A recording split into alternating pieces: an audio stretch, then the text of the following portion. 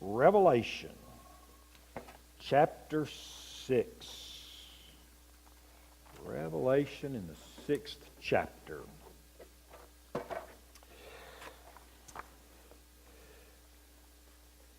There's been a number of movies that have been produced through the years focused on end times and the world falling apart. Hollywood have done their scenes as well.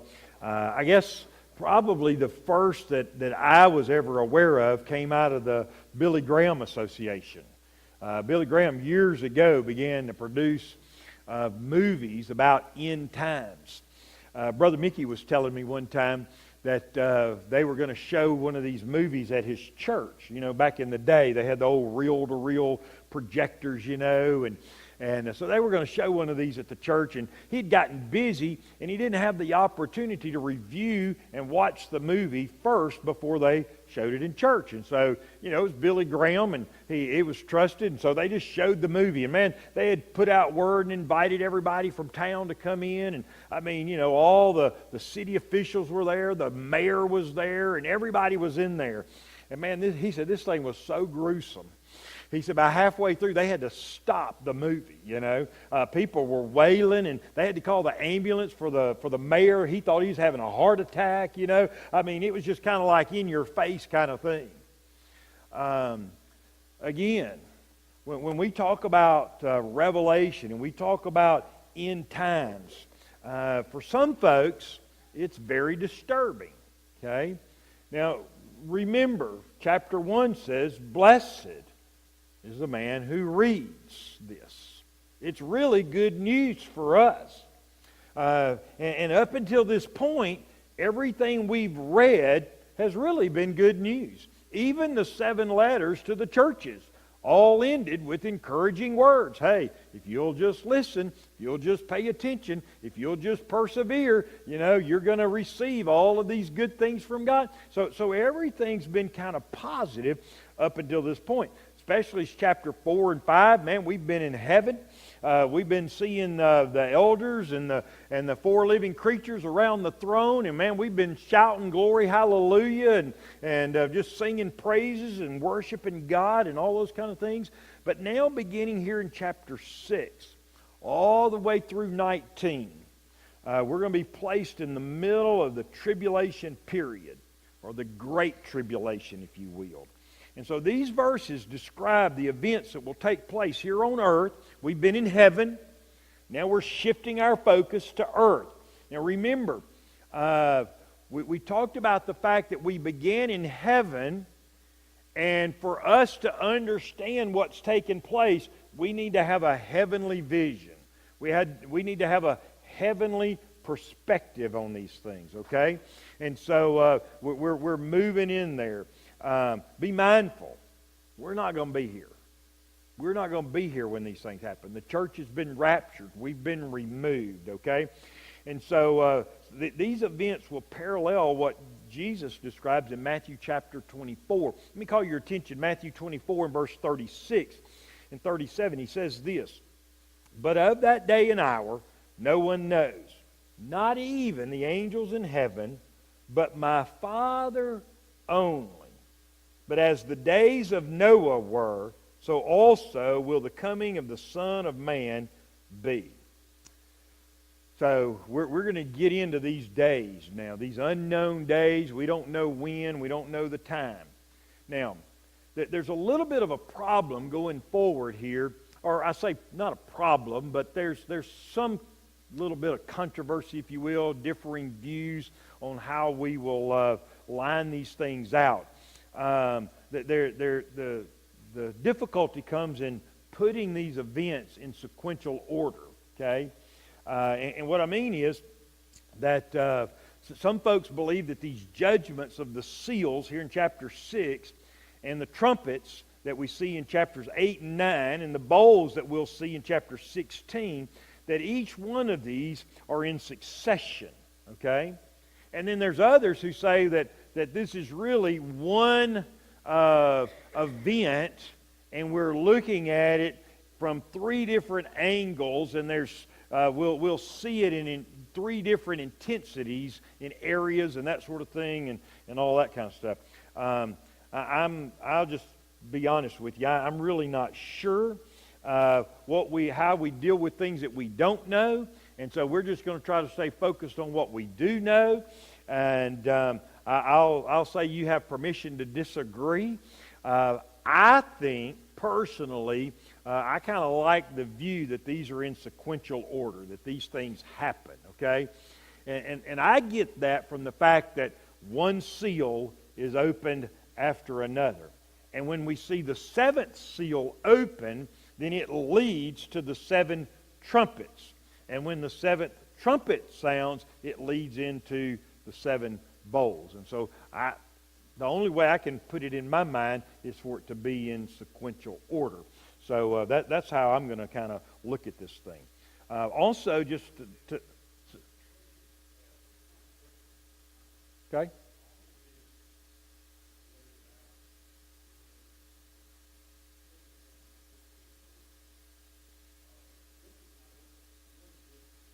Oh, yeah, yeah. Right, right. Mm-hmm. Mm-hmm. Right, right, yeah, yeah. This is when we finished chapter 5, we saw the Lamb who was worthy to open the scroll, to break the seals. And if the Lamb had not been worthy and the scrolls had never opened, well, the book ends. You know? And it ends in tragedy. Yeah, and we end. It all ends in tragedy then, because there's no one there to lay claim to the title deed of us and all of earth. So, yeah, absolutely. Yeah, and Daniel's the one who's told to seal it. And so what Daniel seals in Daniel chapter 12, now John is going to see the Lamb unseal, beginning here in chapter 6. Okay? I'm going to go ahead and tell you, we're not finishing tonight. Okay? We're going to get through about the first 4 seals tonight, and that's going to be it, because that's going to be all you can take. Okay? And it's kind of interesting. It kind of breaks down this way. The first 4 seals could be kind of considered as a unit in and of themselves. Kind of gives a general description of the Great Tribulation, kind of these unprecedented times of trouble and all those kind of things. And then when we get to the 5th seal, it's going to shift a little bit in its focus, if you will. And so we'll get into that next week, okay? Because when we get to the 5th seal, we get to those witnesses that are under the altar and all those kind of things, and you'll have more questions and I got answers, and it's going to get hairy then, okay? So let's begin reading Revelation chapter 6, beginning in verse 1. Now I saw when the Lamb opened one of the seals, and I heard one of the 4 living creatures saying, with a voice like thunder, "Come and see." And I looked, and behold, a white horse, who sat on it had a bow, and a crown was given to him. And he went out conquering and to conquer. When he opened the 2nd seal, I heard the second living creature saying, "Come and see." Another horse, fiery red, went out, and it was granted to the one who sat on it to take place from the earth, and that people should kill one another. And there was given to him a great sword. When he opened the 3rd seal, I heard the 3rd living creature say, "Come and see." So I looked, and behold, a black horse, and he who sat on it had a pair of scales in his hand. And I heard a voice in the midst of the 4 living creatures saying, "A quart of wheat for a denarius, and 3 quarts of barley for a denarius. And do not harm the oil and the wine." When he opened the 4th seal, I heard the voice of the 4th living creature saying, "Come and see." So I looked, and behold, a pale horse, and the name of him who sat on it was Death, and Hades followed with him. And power was given to them over 1/4 of the earth, to kill with sword, with hunger, with death, and by the beast of the earth. Now let's just stop there, okay? in the first seal, we see a rider on a white horse. The imagery I always think about sometimes is, in the old westerns, the good guy's always riding a white horse and wearing a white hat, right? So this guy represents something that is good and righteous, okay? But we have to be careful. I like the description here of this seal. This is the seal of deception, okay? So David Jeremiah says, after the rapture, the world will desperately seek peace. And this one is going to come, and he is going to represent peace. But he is going to deceive. It's going to be a deception. It's going to be trickery, okay? There are some people who read this and they say that this rider is Jesus, okay? They look at Revelation 19 and 11 through 16, and we won't take time to look at that tonight, but if you go back and look at that, it gives a similar description of Christ. But there are more dissimilarities of that than there are similarities of that. It is Jesus who is breaking the seal here, okay? So if Jesus is breaking the seal, he can't be the one coming and riding on the horse, first of all, okay? It just doesn't happen that way, okay? And then this rider wears a crown. Well, in 19, Jesus wears many crowns. He is the King of Kings and Lord of Lords, okay? This rider wears this crown that this rider is wearing. It's a Stephanos. It's the victor's crown. It's one that's a prize. Jesus, the crown in 19, is the word diadems. And that's the crown of kings, okay? It's not the crown of a competitor. It's the crown of a king. And so the rider in these verses, he has his crown given to him. Jesus, he takes his crown. He takes it. He earns it. He receives that way. And this rider carries a bow, and he doesn't have any arrows. Jesus has a sword. Okay, so there's more dissimilarities than there are similarities to these riders. Okay, and so for our study tonight, what you need to understand about this first seal is this is not Jesus. Okay, if you got any questions, just write. I don't understand it, but just say this is not Jesus. Okay, so in fact, it's really important for us not necessarily to look at the rider as it is to look at what this represents, okay? And in the other seals, these other riders, you'll notice that it's more on what that horse represents than it is the rider themselves. In fact, let me call your attention over in Zechariah chapter 6. Zechariah in the 6th chapter. Listen to this, beginning in verse 1. Zechariah says, Then I turned and raised my eyes and looked, and behold, 4 chariots were coming from between 2 mountains. And the mountains were mountains of bronze.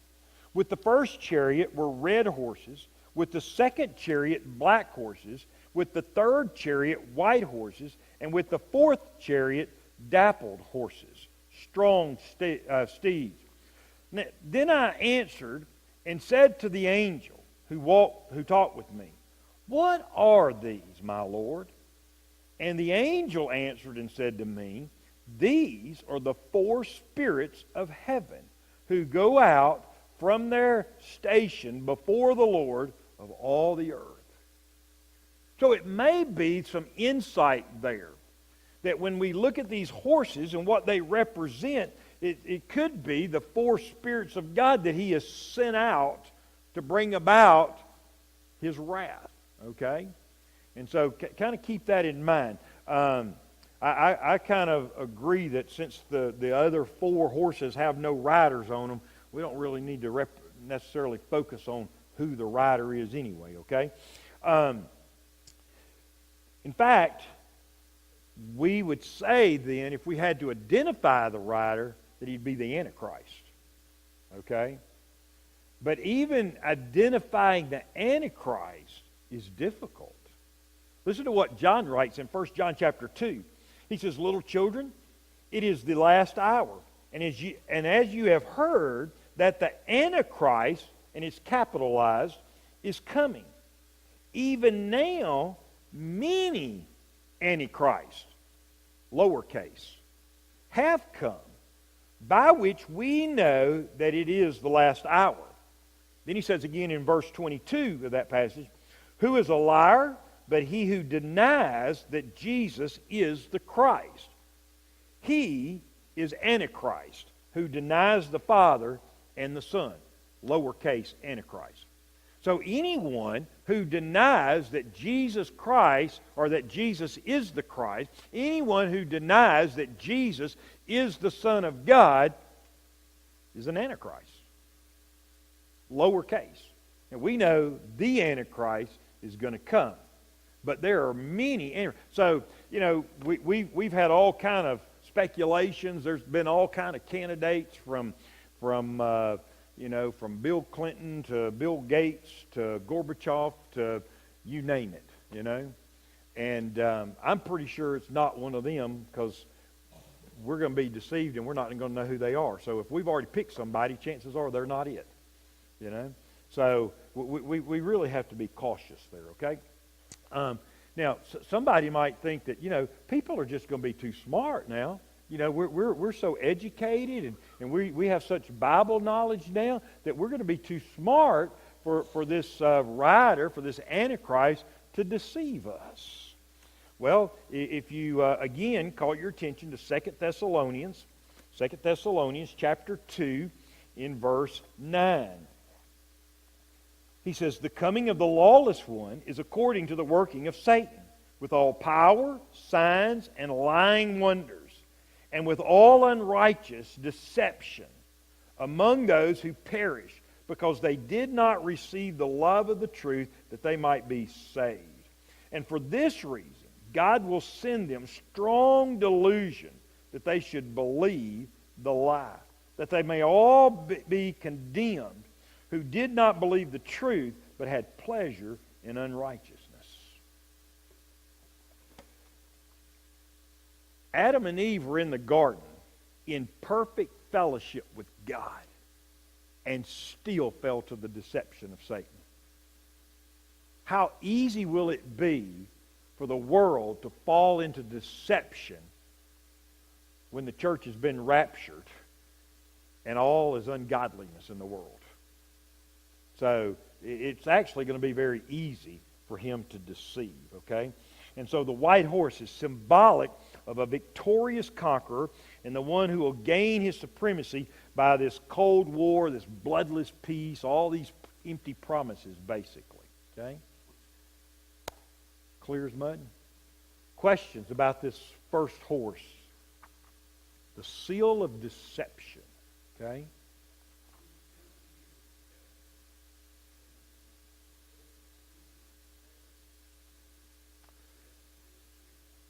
Yeah, Mr. Byers making the point. He will be especially successful among the Jews. Absolutely. Yeah. Okay. All right. So let's look at the second seal here. This is labeled the seal of devastation. When he opened the second seal, I heard the second living creature saying, "Come and see." Another horse, fiery red, went out, and it was granted to the one who sat on it to take peace from the earth, and that people should kill one another, and there was given to him a great sword. The first horse comes and offers peace. That's the deception. The second horse comes and takes peace away. That's getting the rug pulled out from under their feet, okay? And so here we have this red horse. Throughout, we're going to see in chapter 12, we're going to see a red dragon. Chapter 17, we're going to see a red beast. We'll see these red serpents, if you will, and different types of animals there. It says here that God gives this figure, this Antichrist, authority to take peace from the earth. This is all part of this divine plan. And so, as I said, the white horse brought this false peace, and the red horse brings it away. which really is the revealing of the true motive of the Antichrist. Okay? Warren Wiersbe says this. He says, this indicates clearly that methods of international agreement and diplomacy will not bring lasting peace. It's just not going to happen. Okay? So, now, in contrast again with the first rider, he has a bow without an arrow. Now, this rider has what? Just a sword? A great sword, isn't it? He says it's a great sword. We're talking about we're talking about a sword that will do great damage. Albert Einstein said that he said, "I know not what weapons World War III will be fought with, but World War IV will be fought with sticks and stones." Whatever happens in World War III is going to wipe everything out. There's not going to be anything left after that. We're talking about a great war here. We're talking about weapons of mass destruction. We think about the weapons that we have today that are so sophisticated, and with GPS systems and all these kinds. Man, it blows your mind, the weapons that we have now in the military, you know. How they can be 60, 70 miles away and GPS, and man, they can put a bomb on your lunch tray, you know. I mean, it's amazing. Well, God is even better than that. And so what God's going to do is really going to blow their minds. And he talks about the fact that that there's going to be this great killing here, okay? This sword, it's the sword of a slaughter's knife, an assassin's sword, if you will, okay? David Jeremiah makes this point. He points out that in World War I, 37 million people were killed. In World War II, 80 million were killed. And in the 65 years since then, in all the wars that we've been fighting, there's been over 50 million that have been killed. And so he raises the question, can you imagine how many deaths after the rapture when all godliness has been removed? We're going to look at a figure here in just a few minutes. The Bible says in Romans 13 and verse 4, For he is God's minister to you for good. But if you do evil, be afraid. For he does not bear the sword in vain. For he is God's minister, an avenger, to execute wrath on him who practices evil. For you and I, we can thank God. But if you hadn't trusted Christ Jesus, bless your heart. There is no hope. That's Romans 13 in verse 4. Okay? We've only seen and experienced a shadow of things to come. Listen to this passage again in Matthew 24, verse 6. And you will hear of wars and rumors of wars. See that you are not troubled. See, we're getting all stressed out about what we see and what we hear in our day. And God says, what you're hearing is just like a rumor. What you're hearing is not, and what you're seeing and what you're experiencing in our day, it's not even real compared to what's really going to take place. Okay? Ezekiel 14 in verse 21, he says this, For thus says the Lord God, how much more it shall be when I send my 4 severe judgments on Jerusalem. The sword and famine and wild beast and pestilence, to cut off man and beast from it. How bad will it be?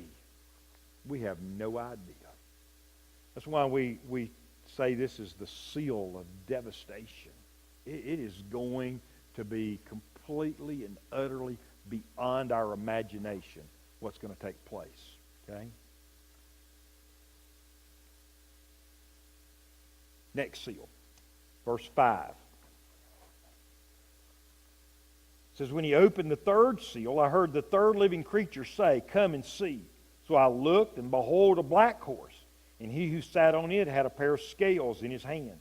And I heard a voice in the midst of the 4 living creatures saying, A quart of wheat for a denarius, and 3 quarts of barley for a denarius. And do not harm the oil and the wine.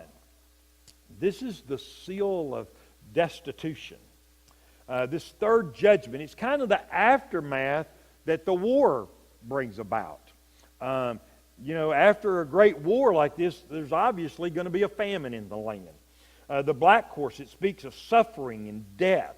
The scales, the balancing of that. It's the rationing, if you will, of the food because of its scarcity. Okay?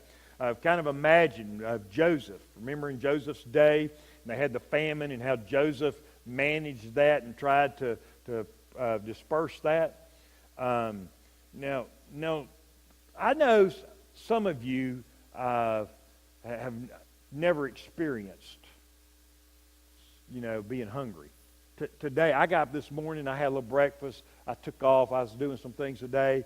I was going to go by the hospital and pray with some people, and I thought, well, I'll run up to the hospital, pray with them, I'll come back, I'll eat lunch when I get back.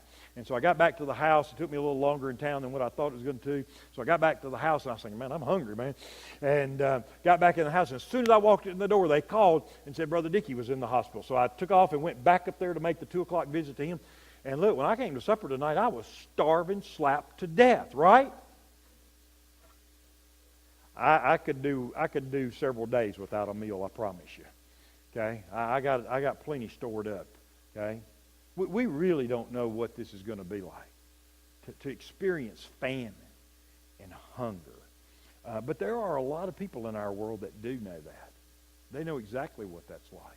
And by the way, this is a plug, this is a commercial. Maybe somebody will watch this and help us.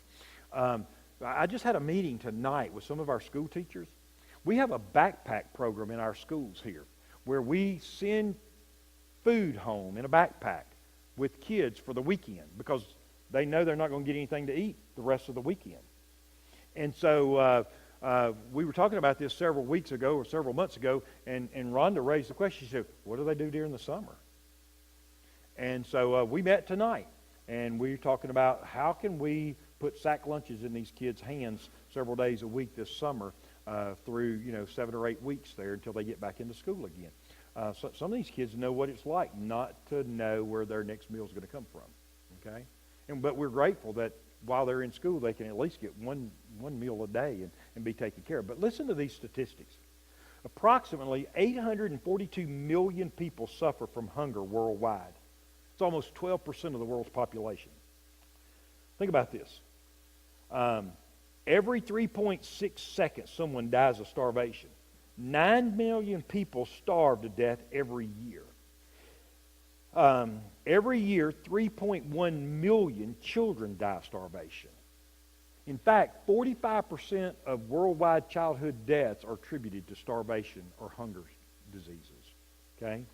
1.3 billion people live on less than $1 of income per day. Another 3 billion have to try and survive on less than $3 a day. Now, you and I can't wrap our minds around this. That is nothing compared to what's going to be taking place during the tribulation. Let me give you just a snippet of a visual here. It's found in 2 Kings chapter 6. 2 Kings chapter 6. I feel like I should warn you. This is not appropriate for some to read. But 2 Kings chapter 6, beginning in verse 25. He's talking about after a war, the famine hits. And it says, and there was a great famine in Samaria. And indeed, they besieged it until a donkey's head was sold for 8 shekels of silver and 1/4 of a cab of dove droppings for 5 shekels of silver. People were buying dove droppings to eat. That's how bad the famine is. Okay? But now that's the hors d'oeuvres. Okay? Then it says, then as the king of Israel was passing by on the wall, a woman cried out to him, saying, help, my lord, O king. And he said, if the Lord does not help you, where can I find help for you? From the threshing floor or from the winepress? He asked. Then the king said to her, what is troubling you? And she answered, This woman said to me, give your son that we may eat him today, and we will eat my son tomorrow. So we boiled my son and ate him, and I said to her on the next day, give your son that we may eat him. But she has hidden her son. Now when it happened, when the king heard these words of the woman, that he tore his clothes, and as he passed by on the wall, the people looked, and there underneath he had sackcloth on his body. What a horrible scene. And in the day of tribulation, this will be mild. That's what we're facing in these days. That's what the people that don't trust Christ, that's what they're facing in these days. This denarius that he speaks of, we talked about this a couple weeks ago. It's a Roman coin. It represents a day's wages. Okay, so in the New Testament times, it could purchase 8 quarts of wheat or 8 measures, if you will, of barley, or 24 quarts of barley. But during the tribulation, 1 denarius, a full day's wage, will buy only 1 measure, about 1 meal. Okay? So things are going to be very, very difficult. But notice what he says here. He says, do not harm the oil and the wine. Now this is interesting. The oil and the wine are luxury items. And only the rich will have access to those things. So what we have here, we really have a situation where there will be plenty of luxury items for the super rich, and then there will be the poor that have nothing. If you've been to El Salvador with us, some of you have been there. If you go down there, I remember we went in the night before that we were going to fly out, spend the night there in the capital, and we would fly out the next morning. And Bob took us to a shopping mall that had actually been built over an old coffee plantation. I'm telling you, I've been to malls all over the United States. I've never been in a mall like that before. It was the most incredible thing I'd ever seen. But outside on the street, people were living in tin huts. There's the super rich, about 9 families in all of El Salvador. Everybody else is dirt poor. And so it's that type of thing here. There'll be no middle class during the tribulation time. There'll be those few that are partnering with the Antichrist, and then everybody else will have absolutely nothing. It'll be the worst form of dictatorship that you could ever imagine. You know, so it's the picture of scarcity and plenty all at the same time. But one day they're going to run out of money. Yeah, they're going to have it for a little while. But it's like everything else. It never lasts forever, does it? Ooh, we got to hurry up. Yeah. Right. Yeah. The communism, all of that, absolutely. Yes, absolutely. Yeah. Let me read this last seal to you. It's the seal of death. He says in verse 7, okay? Y'all got time? Here we go. When he opened the 4th seal, I heard the voice of the 4th living creature saying, come and see. So I looked, and behold, a pale horse, and the name of him who sat on it was Death, and Hades followed with him. And power was given to them over 1/4 of the earth to kill with sword, and with hunger, with death, and by the beast of the earth. Now, the color of this horse, it's an ashen pale, a yellowish green. And then it represents death. He says that he's followed with Hades, okay? That's the grave. That's the underworld, okay? That's the place where godless people go after death. Luke chapter 16 and verse 23, the rich man went to Hades, okay? Barnes says this in his notes. The idea is that the dead would be so numerous at the going forth of this horseman that it would seem as if the pale nations of the dead had come again upon the earth. He's saying that it's going to be so many dead people, people are going to think, man, all these people have come back from the grave. There's going to be so many people died during this time. They're going to think there's no way this many people could have died at one time. This has to be a culmination of all the people who have ever died since the beginning of the world. That's how devastating death is going to be. Think about it. Authority was given to him over 1/4 of the people. There's over 7 billion people in the world today. That means that there's 1.8 billion or so that will die in one moment. That's beyond our imagination. I mean, we get shocked when one person gets killed. We get shocked when there's a mass shooting, God forbid, at a school or a mall or somewhere. Can you imagine what it's going to be like that day when 1.8 million people, billion people, I should say, go at one time?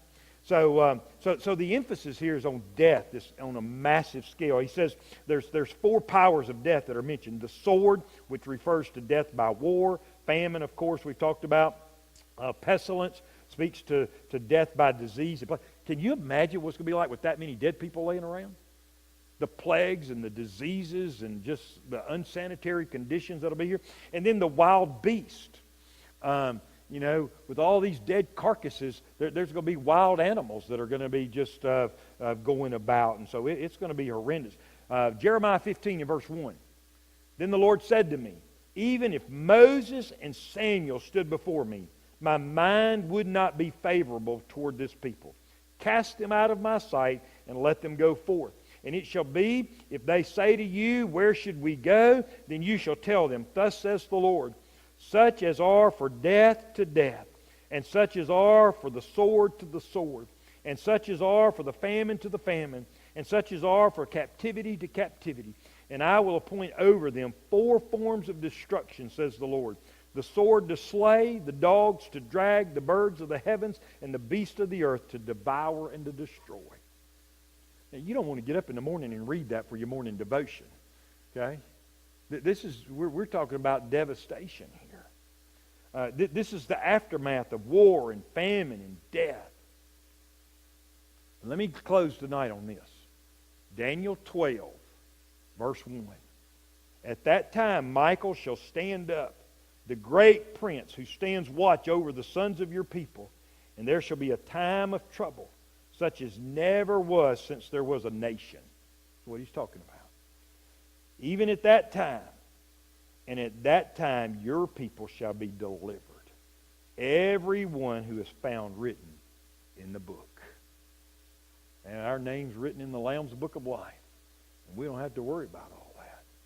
What we need to worry about between now and then is trying to get as many other folks' name in the book as we possibly can.